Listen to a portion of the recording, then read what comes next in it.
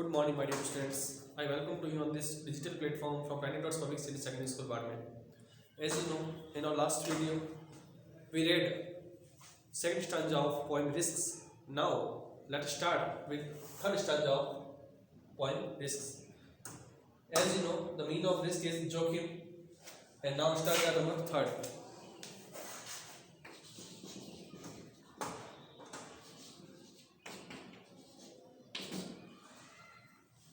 To hope is to risk despair. To try is to risk failure. But risk must be taken because the greatest hazard in life is to risk nothing. To hope, आशा करना. is to risk, उसमें क्या जोखिम है? despair. जब हम किसी चीज की होप रखते हैं, आशा रखते हैं, तो हो सकता है कि हमें निराशा मिले. फॉर एग्जाम्पल, जैसे मान लो आप 80+% गेन करना चाहते हो बोर्ड एग्जाम के अंदर, तो आपने ये होप रखी है कि मैं ये करूंगा, ऐसी मेरी आशा है कि मैं इतने परसेंटेज ले आऊंगा. तो हो सकता है कि आपकी होप ही कंप्लीट हो जाए और हो सकता है आपकी होप ही कंप्लीट नहीं हो. अगर आप ये आशा रखते हो कि 80% लाने हैं, तो आप उसके अकॉर्डिंग स्टडी करोगे 80% लाने के अकॉर्डिंग, और आप हो सकता है कि आप 80+ क्या 85+, 90+ भी ले आओ कोशिश करके. वो कब पॉसिबल होगा? जब आपने आशा रखी है कि मैं इतने तो स्कोर करूंगा ही करूंगा, मैं कोशिश करूंगा, मेरी आशा है कि मैं इतने ले आऊंगा.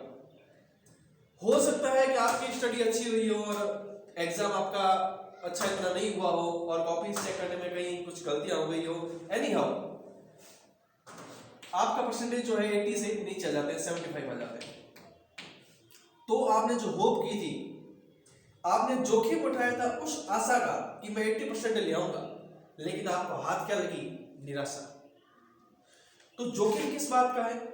आशा किस चीज की करते हैं, उसके अंदर निराशा का जोखिम, खतरा है. हम खतरा लेते हैं कि हमें निराशा लग सकती है, लेकिन इस खतरे को दरकिनार करते हुए, इग्नोर करते हुए हमें होप रखनी चाहिए. होप हर चीज रखनी चाहिए. क्यों? जब हम होप रखेंगे कि हम 80% ले आएंगे, तभी तो हम उसके अकॉर्डिंग स्टडी करेंगे. तो यहाँ पे पोइट ये कहना चाहता है कि हमें असफलता के डर से इस आशा को छोड़ना नहीं चाहिए कि हमें निराशा लगेगी, असफलता लगेगी. नहीं. To try is to risk failure. अब देखो यहाँ पे वो की वो बात है, ट्राई, कोशिश करना. अब हम किसी चीज को करने की कोशिश करते हैं और बार बार फेल होते हैं. इस संदर्भ के अंदर मुझे एक स्टोरी याद आ रही है, एक चींटी की और राजा की. एक जो किंग था वो किसी युद्ध के अंदर लड़ने गया और उसकी जो है फोर्स जो है वो मतलब हारने के कगार में थी. तब किंग जो है वहाँ से मैदान छोड़ के भागते हुए आया और एक कहीं पे जाके एक कोई कुटिया बनी हुई थी, उसमें जाके बैठ गया. तो वो क्या देखता है कि एक छोटी सी चींटी बार बार उस मतलब एक कुटिया की दीवार पर चढ़ने की कोशिश कर रही है, और जैसे ही चढ़ने की कोशिश करती है, जो है बॉटम तक पहुंचती है, अब तक पहुंचती है, तब वो वापस नीचे गिर जाती है. जैसे टॉप तक पहुंचती है तब वो वापस नीचे गिर जाती है.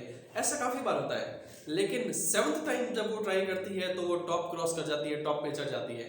तब राजा को ये फील होता है कि मुझे भी ऐसे ही युद्ध के अंदर लड़ना चाहिए, मुझे भी जो है ऐसे हार नहीं माननी चाहिए, मुझे भी कोशिश करनी चाहिए. तो उस आंट ने क्या किया, उस चींटी ने क्या किया, कोशिश की, तब वो टॉप पे पहुंची. अगर वह ये सोचती कि मैं खतरा नहीं लूं, छोड़ो, कोशिश नहीं करना, तो फेल हो जाती. इसी तरीके से वो किंग भी उस जो है वापस गया लड़ने के लिए और वो युद्ध जो है जीत गया. तो इससे क्या हमें पता चला कि उसने कोशिश की फिर से. तो बार बार वो युद्ध लड़ा और हारता गया. फाइनली उसने कोशिश की और उसने उस खतरे को उठाया. किस खतरे को? फेल होने के खतरे को उठाया और वह जीत गया. कहने का मतलब है कि हमें कभी भी जो है फेलियर के डर से, असफलता के डर से हमें कोशिश करनी नहीं छोड़नी चाहिए. माय डियर स्टूडेंट्स, इसके अंदर एक बहुत बड़ा मैं आपको पॉइंट देने जा रहा हूँ. लाइफ के अंदर ऐसी कोई भी चीज़ नहीं है, ऐसी कोई भी थिंग नहीं है जो आप कर नहीं सकते, जो आप पा नहीं सकते. आपका यहाँ से माइंड क्लियर होना चाहिए कि मुझे ये चीज़ चाहिए, तो आप एनी और चीज़ को क्रॉस कर लोगे, लेकिन उसके लिए आपको बार बार कोशिश, भी कंटिन्यू ट्राई, है ना, कोशिश लगातार करनी चाहिए. तब आप फेल होगे, नो डाउट. अरे फेल होगे तभी तो पता चलेगा एक्चुअल के अंदर, जब आप सक्सेस हो जाओगे तब पता चलेगा कि उस फेल की भी क्या वैल्यू थी. लाइफ में अगर स्ट्रगल ही नहीं होगा और सीधी सक्सेस ही मिलती चली जाएगी तो लाइफ की कोई वैल्यू नहीं रहेगी, है ना। नेक्स्ट देखो, but risk must be taken, हमें कोशिश करनी चाहिए, उसमें कोशिश करने में पता है हमें कि जोखिम है फेल होने का, लेकिन उस फेल होने के जोखिम को लेते हुए हमें कोशिश करनी चाहिए तो हम जरूर सफल होंगे। But risk must be taken, लेकिन रिस्क जो है जोखिम में अवश्य ही उठाना चाहिए, लेना चाहिए। Why? Because the greatest hazard, greatest hazard का मतलब यहाँ पे होता है danger, because the greatest hazard, ये सबसे बड़ा जो खतरा in life is to risk nothing, अरे जीवन के अंदर सबसे बड़ा खतरा यही है कि हम रिस्क नहीं लें, ये सबसे बड़ा खतरा है, इसलिए हमें रिस्क अवश्य लेनी चाहिए। फॉर एग्जाम्पल इसी दो लाइनों से देख लो, इसी दो लाइनों से, अगर अपन आशा ही नहीं करते तो हम खतरा क्या उठा रहे हैं, हम नहीं करते तो भी हमें खतरा है। क्या खतरा है? हम कोशिश ही नहीं करते, कोशिश नहीं करते, हो सकता है पढ़ाई नहीं करते, पढ़ाई नहीं करते, हो सकता है हम फेल हो जाते।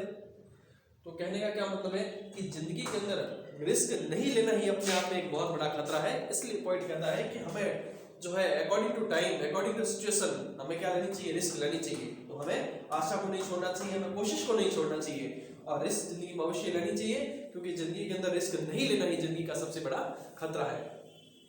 इसको और भी अच्छे से एग्जांपल से आप समझ सकते हो। छोटा सा बच्चा होता है, वो धीरे धीरे जो है, मारवाड़ी में कहा होता है कि गोडाड़िया खिसका करे टावर, तो जब वह जैसे पैदल चलने की कोशिश करता है, एक बार गिरता है, दो बार गिरता है, वो बार बार क्या करता है, कोशिश करता रहता है, लगती है उसके भी, ऐसा नहीं है कि उसको दर्द नहीं होता है ना, लेकिन धीरे धीरे वो पैदल चलना सीख जाता है। सोचो अगर वो वहां पर पैदल चलने की, पाँव से चलने की रिस्क नहीं ले तो वो साइड लाइफ क्या रह जाएगा, अपंग रह जाएगा।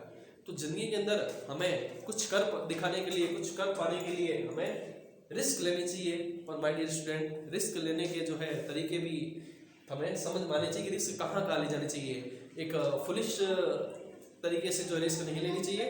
फॉर एग्जाम्पल पहाड़ पे चले गए और सोच लिया कि भाई यहाँ से रस्सी पकड़ के मैं नीचे उतर जाऊंगा या नीचे उतर जाऊंगी, या कुछ भी ऐसा जो आप एकदम से नहीं कर पाते हो और एकदम से आप रिस्क ले लेते हो, जैसे पानी में कूदना बिना जो है स्विमिंग जाने, तो ये इस तरीके के रिस्क नहीं लेने हैं।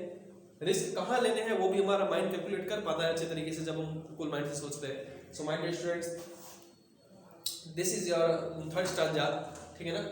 नेक्स्ट वीडियो के अंदर इसका फोर्थ स्टांजा लेंगे और इस पोएम को कंप्लीट करेंगे। If you have any doubt in this stanza you can comment in comment box. Okay, my dear students.